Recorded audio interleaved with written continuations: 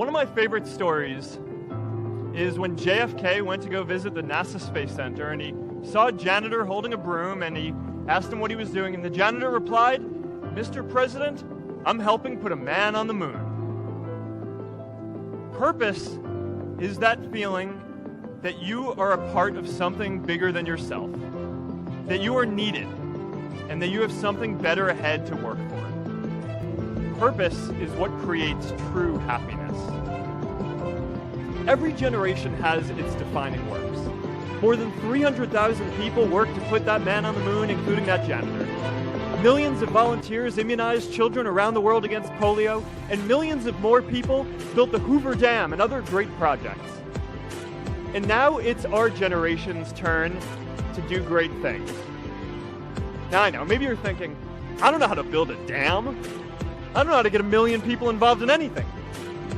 Well, let me tell you a secret. No one does when they begin. Ideas don't come out fully formed.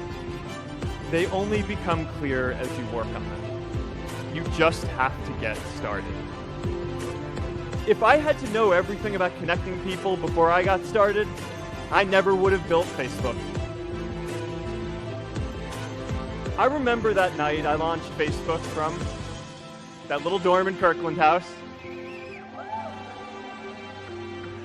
I went to Noakes with my friend KX, and I remember telling him clearly that I was excited to help connect the Harvard community, but one day someone would connect the whole world.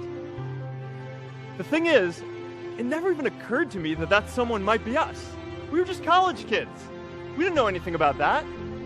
There were all these great big technology companies with all these resources, and I just assumed one of them would do it.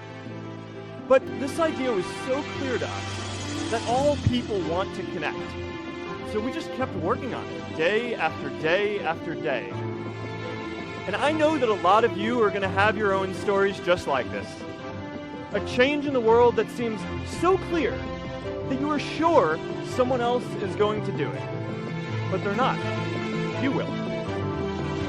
But it's not enough to have that purpose yourself. You also have to create a sense of purpose for others.